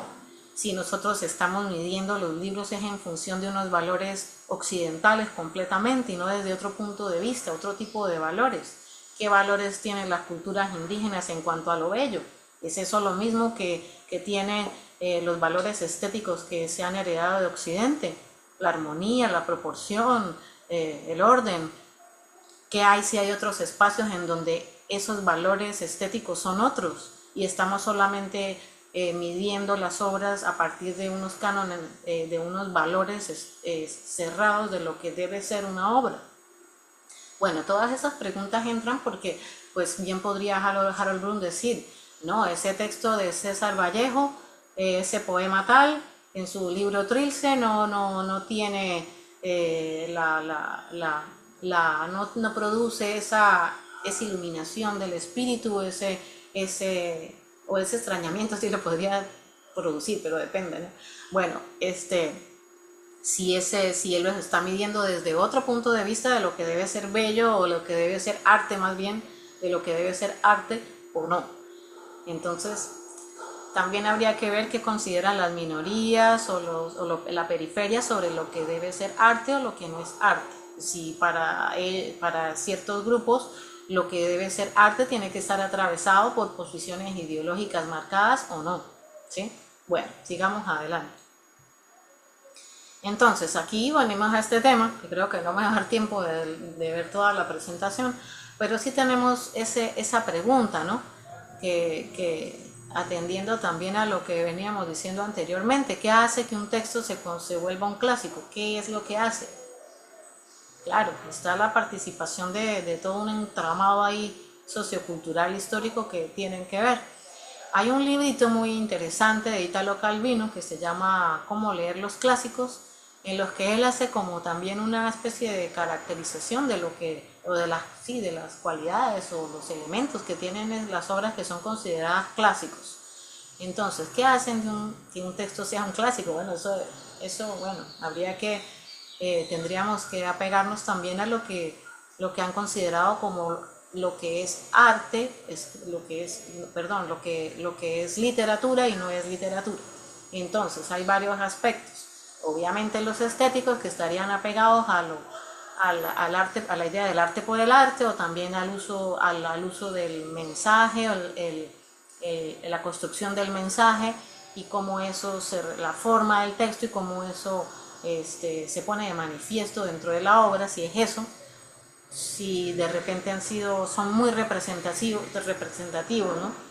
y que ellos logran como que, bueno, hay tal vez un elemento que Italo Calvino dice, y es que estos textos que han sido modelos, ellos tienen una cualidad, y es el hecho de que ellos, a pesar de que pase el tiempo, ellos siguen siendo actuales y siempre ofrecen nuevas, permiten, mejor dicho, nuevas lecturas. Ellos son tan abiertos, son tienen un impacto tan grande que hasta el sol de hoy, luego de mucho tiempo, por ejemplo, piensen, no sé, de la Ilíada hasta acá, todo el tiempo que ha corrido, y todavía siguen influenciando otros textos, siendo hipotextos de otros textos, siguen participando de la intertextualidad, siguen siendo conocidos por la cultura popular, aunque no sean leídos, ya están incluidos como en el inconsciente colectivo, digámoslo de alguna manera, que esos clásicos han estado tan, digamos, presentes a lo largo del tiempo de diferentes maneras, ya han sido leídos de diferentes maneras y siguen estándolo hoy. Entonces eso tal vez pueda ser una de las formas por las que uno pueda decir en un libro se convierte en clásico o no, o queda olvidado. También están elementos de tipo cultural que viene anclado a lo anterior, que la capacidad de reflejar, cuestionar o transmitir los valores dominantes o tensiones de una civilización. Un texto como la Divina Comedia nos permite entender un poco lo que sucedía en Florencia, en lo que sucedía en lo que se conoce hoy como Italia en ese momento en el que Dante escribió, a inicios del siglo XIV, reflejaba eso, ¿verdad? Los valores dominantes de esa época y las tensiones de ese lugar y de ese espacio, pero a la vez, si ven, está aquí la cuestión entre lo individual y lo universal, que son textos que a pesar de que nos muestran una tensión política, religiosa, económica de ese momento de Dante, que están ahí en la Divina Comedia, y por otro lado, como esa individualidad que está ahí se proyecta hacia lo universal. Entonces, el clásico tiene esa particularidad, y es que dentro de su propia individualidad y percepción de un momento histórico, en un lugar determinado, por un punto de vista específico, se proyecta hacia lo universal, y no solamente hacia lo universal, sino a lo largo del tiempo. Bueno, avancemos porque el tiempo ya se nos acabó. Y ahí había tanto que decir. Bueno, tenemos aquí a Harold Bloom, ahí lo ven ustedes, ahí está Harold Bloom, un poquito atormentado y preocupado porque le falta mucho por leer. Bueno, entonces, lo más importante así que uno puede sacar, claro, algunas cosillas muy elementales. Él cree que la crítica no es más que un intenso amor por la lectura. Bueno, sí, él tiene esa visión vitalista de acceder a las obras, ¿no? Él lo ve desde ese punto de vista, que es muy válido también, pero que pues deja de lado otros aspectos. Él está el ferviente rechazo a la ideología, reivindica el placer de la lectura sin intenciones de redención social y agendas políticas. Claro, él busca, o sea, su deseo, si se quiere, es a acceder a los textos, o que los textos estén, o que los textos que sean valiosos lo sean por sí mismos y no por los debates políticos que puedan generar, es decir, no sirven a las causas, sino que se convierten, que la causa está incluida en ellos, algo así dice él. No es que no exista eso, por ejemplo la Divina Comedia, no es que no exista una crítica social, no es que no exista una crítica a la iglesia o a lo que sucedía en ese momento políticamente en Florencia y en las otras ciudades que rodeaban Florencia. No es solamente eso, sino que eso es que no esté, mejor dicho, eso está, pero la escritura no está al servicio de eso, es lo que nos quiere decir Harold Bloom. No es un panfleto el texto, sino que el texto por sí mismo tiene unos valores estéticos, estructurales, discursivos, que lo configuran, pero que no dejan de lado tampoco la crítica social, ¿no?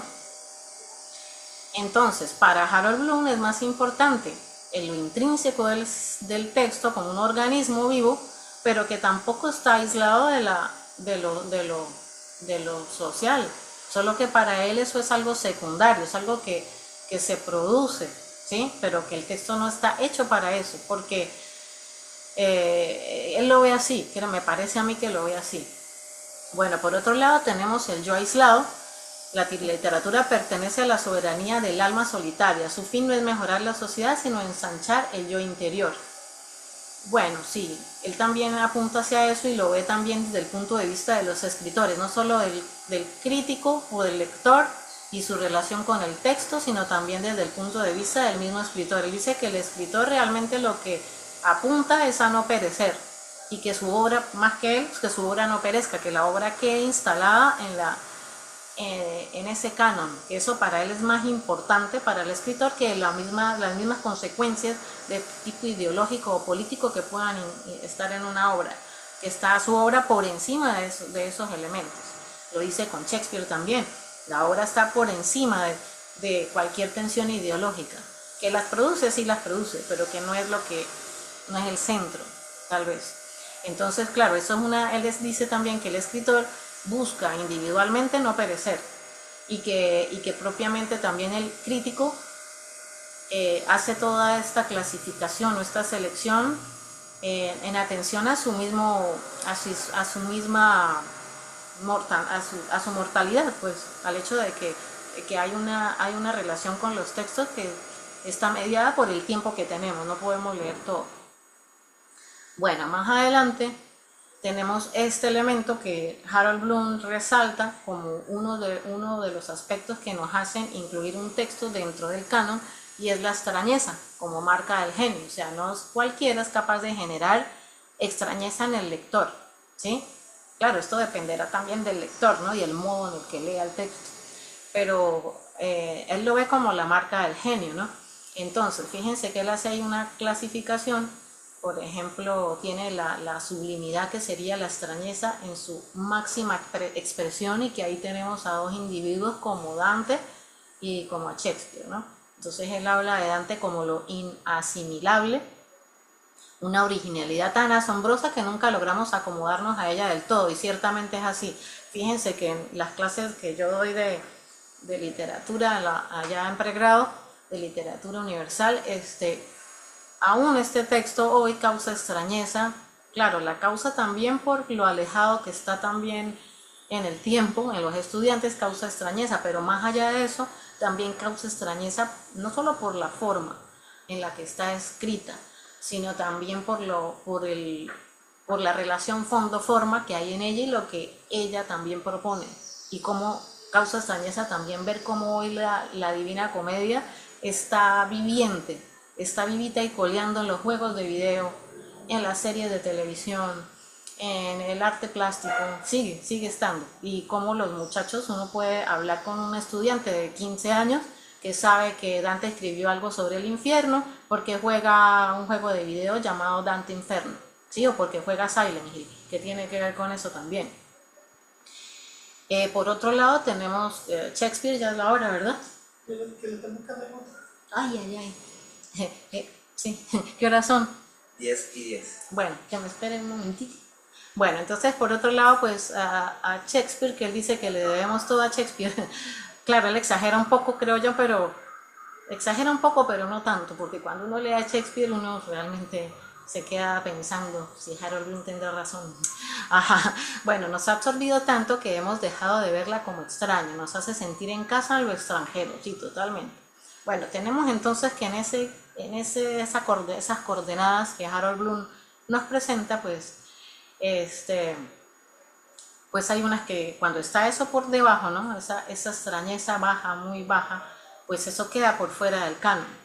Una obra maestra te hace sentir extraño en tu propia casa. Es una originalidad que se niega a ser contenida. Eso es lo que dice Harold Bloom acerca de lo que debe ser una obra que ingrese al canon. Bueno, más adelante también este es otro tema que hay que apoyarlo con otros textos de Harold Bloom, que es la angustia de las influencias. El agón es esa pelea que es la pelea esa grecorromana que se da cuerpo a cuerpo. Bueno, entonces el agón literario. La tradición no es una amable entrega de testigo, sino una lucha feroz por la supervivencia literaria. Ciertamente eso es así.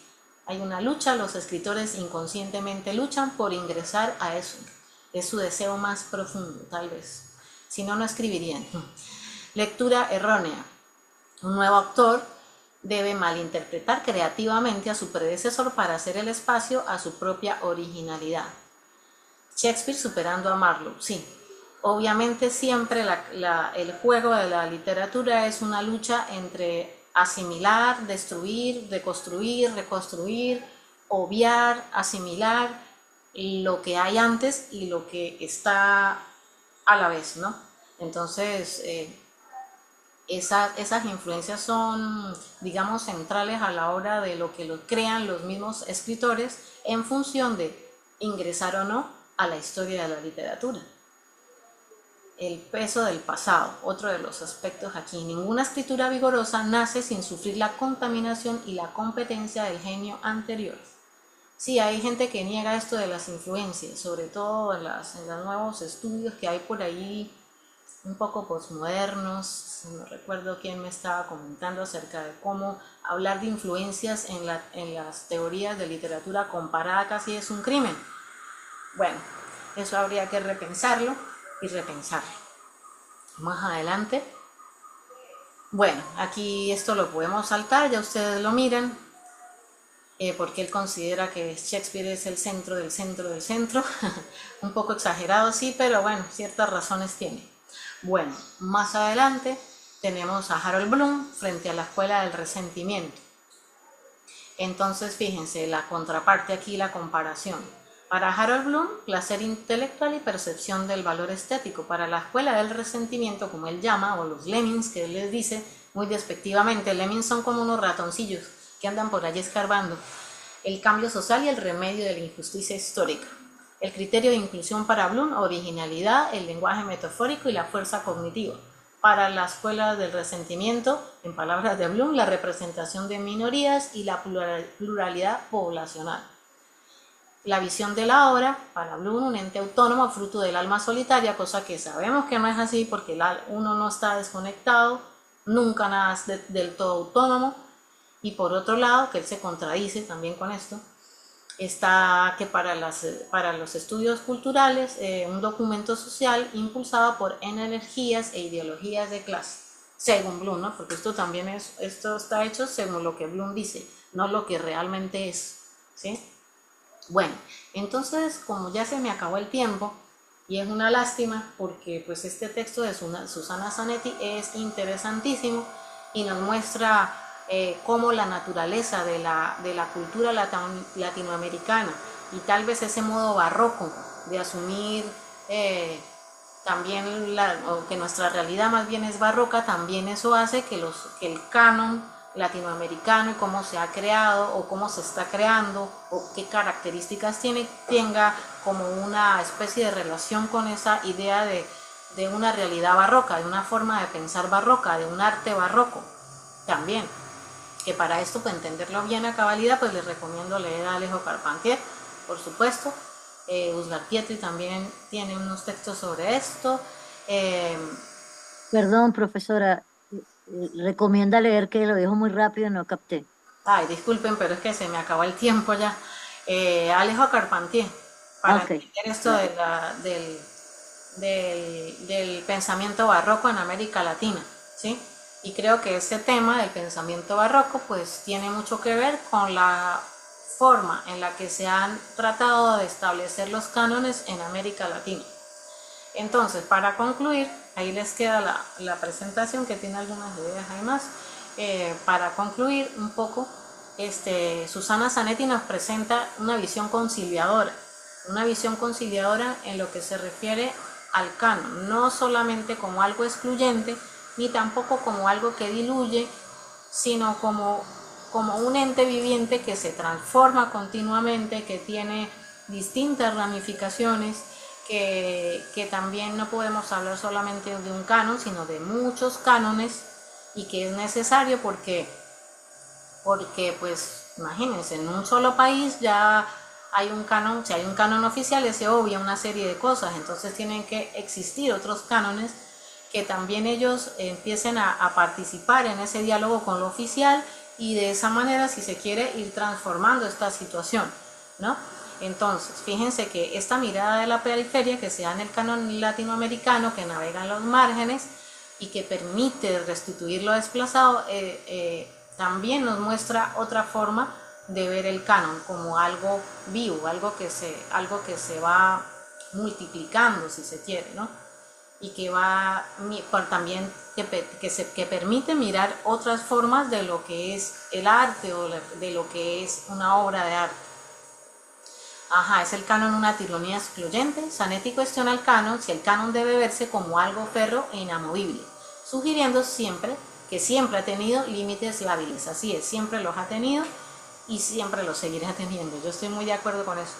Ahora, una red de lecturas. Más que una lista fija, el canon periférico es un universo simbólico lleno de intertextualidades y linajes compartidos. Bueno, entonces yo los invito a leer con más profundidad a Susana Zanetti. Si puedo les comparto por ahí algo sobre ella que tengo para que un resumen de este texto para que lo puedan también leer y ver cómo también en América Latina se intentaron hacer cánones y cómo en ese intento también se dejaron por fuera otros textos importantes.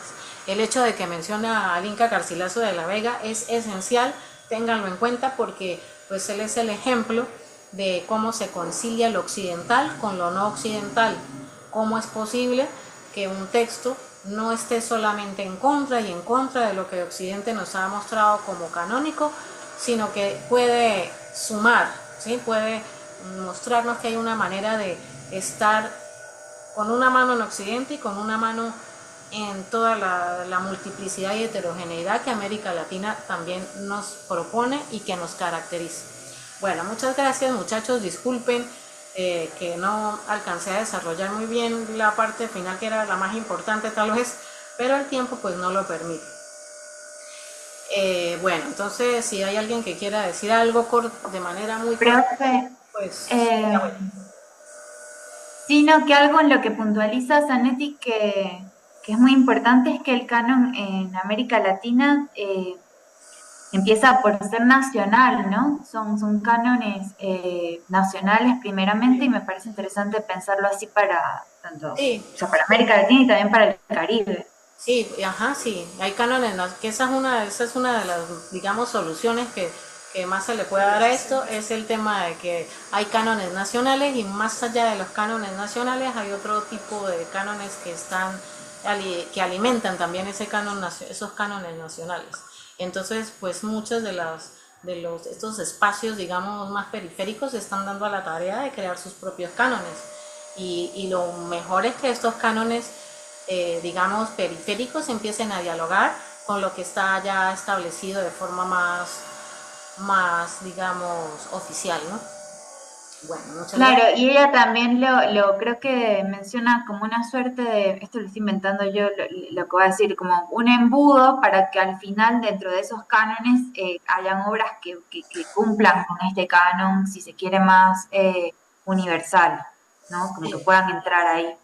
Sí, pues ciertamente, aunque bueno, esa es una tarea que aún está como en desarrollo, ¿no? Porque pues hay tanto que se hace, tanto que se crea en cada punto del espacio, digamos, latinoamericano y mundial. Entonces, las mismas dinámicas históricas terminan como dando la última palabra con respecto a lo que queda fuera y no queda fuera. Pero sí hay que tener en cuenta que pues esta multiplicidad de canos permite que haya un flujo mayor en cuanto a lo que quedaba antes excluido, ¿no? Bueno, muchas gracias, no podemos comentar más porque ya tienen la otra clase. ¿Qué horas son? ¿Ya? Sí, ya casi es la otra clase. Bueno, hay otros comentarios aquí muy interesantes. Profe, dice por aquí alguien, Joiner. Profe, yo tengo el libro Dominios, ahí se me perdió. Dominios de la literatura acerca del canon de Susana Cela. Muchas gracias, también es interesante que lo compartas. Allí están reflexiones de Zanetti sobre el canon. Muy bien, excelente. Alejandra dice, fascinante los temas y las posturas de los autores y los compañeros de la clase. Invita a hacer una revisión del canon en lo nacional y en los espacios de poder, como el sistema educativo público y el privado también. Nazaret, gracias profe, gracias a ustedes, diría yo, Francisco, gracias a ustedes porque comentarios muy acertados, y que es una lástima de verdad que no podamos ahondar más porque nos hizo falta, creo yo, sobre todo en el texto de Susana Zanetti. Bueno, muchas gracias. Yo les dejo por el grupo lo que vamos a leer para la próxima clase. Y bueno, ahí estamos en contacto. Cualquier cosa me escriben. Cuídense mucho y que tengan un buen día. Bueno, hasta luego. Gracias, profesora. Muy Bueno, buenas muchísimas clases. gracias, profe. Gracias a los compañeros también. Gracias, profe. Gracias. Excelente.